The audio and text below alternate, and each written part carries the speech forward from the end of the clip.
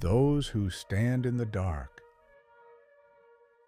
My name is Allison Brooks, and I swear to all that's holy, I prayed I'd never have to remember that summer when we went looking for adventure. But there are some things you can't outrun, even if 20 years pass and you've changed the name on your ID. It was the summer of 2024.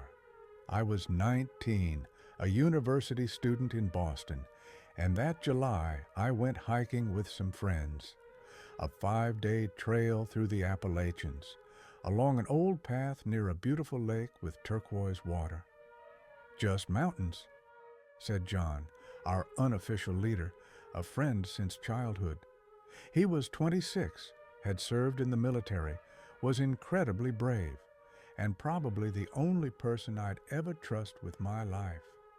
With us were his younger sister Marcy, a married couple, Jenna and Chris, and me. They were all seasoned hikers, and me? I was a city kid, raised on the concrete streets of Somerville, the kind who'd only seen forests on a computer screen. Still, I said yes, because it was summer, because I was bored, because Chris joked you could hear the heartbeat of America from the top of the mountain.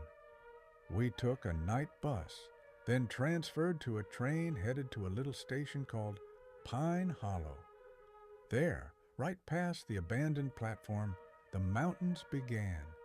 We stayed in a tiny motel, run down, but it had hot water. There was a bar on the first floor.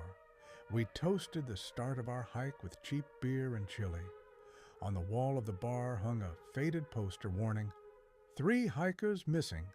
Last seen near the northern ridge. Tracks disappeared.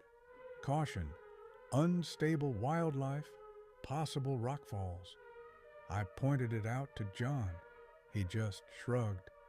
"That's the north side. We're not going anywhere near it. Don't worry, Allie." In the morning, we set off. Checked in at the ranger station, more like the local version of a park office. Told them our route. They gave us whistles and maps. John added, "There's no signal, like none at all." I made one last call home. The first part of the trail was deceptively nice. Flat ground, morning sun, the scent of pine and moss. Somewhere in the distance, hawks cried out. A few hours in, the real forest began, dense, dark, with roots that grabbed your feet and boulders placed like traps. By noon, we reached the first plateau. Flat Ridge, John called it. We took a break there, drank coffee from a thermos, ate crackers, and laughed. Someone told bear stories. Jenna pointed out a squirrel's gnawed-off tail. "Just a coyote," Chris said. "Or a lynx. Happens." We hiked for several more hours before reaching the second plateau. Dead Slope, as we later learned the locals called it. We set up our tents, started a fire, drank red wine we'd bought back in Pine Hollow, and stared at the stars. That night, I woke up around 3 in the morning. I wasn't sleepy. Anxiety thudded in my chest like a bird trapped in a cage. Then, snap, right outside the tent. Footsteps, heavy, slow. I held my breath. Bear, I thought. Or a moose. Or something worse. The steps moved away quickly, and then there was a scream. High-pitched. Horrifying. Like someone was being torn apart. We all sat up, but no one dared leave the tent to check. "We'll look in the morning," John said. "No point now." None of us slept until dawn. When it finally came, we packed up camp. About 40 minutes down the trail, we stumbled on a tent hidden in the bushes.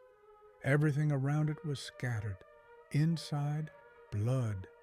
The sleeping bag had been dragged out, like someone had been pulled from it. And in the bushes, we found a body, or what was left of it. The face had been burned with acid or something like it. The hands, half-eaten.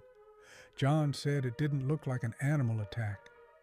animals killed differently, fast. This, this is something else. We decided to turn back, moved slowly. Going downhill is always harder. We didn't talk. It felt like the forest was breathing with us, whispering, watching. Around 7 p.m., we stopped, too tired to go on. We started setting up the tents again. Then Marcy suddenly pointed to a hill. "Someone's up there." Two figures stood on the ridge.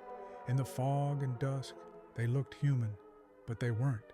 Too tall, too thin, their movements like broken marionettes. "Run!" Jenna screamed. We dropped everything, backpacks, walking sticks, even the maps. We tripped, fell. John stumbled, yelling, "Go! I'll catch up!" Maybe he broke his leg and knew he'd slow us down. Maybe he didn't want to say it out loud. But we didn't look back. We just ran. Then walked. Then ran again. Marcy kept crying and begging us to go back for her brother. But we couldn't. Fear had paralyzed our will. It was stronger than us. By the time we got back to Pine Hollow, we looked like ghosts. We raised the alarm.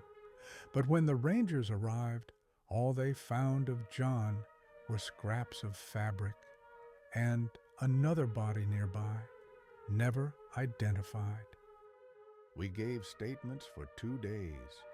No one believed us about the figures, but I saw them.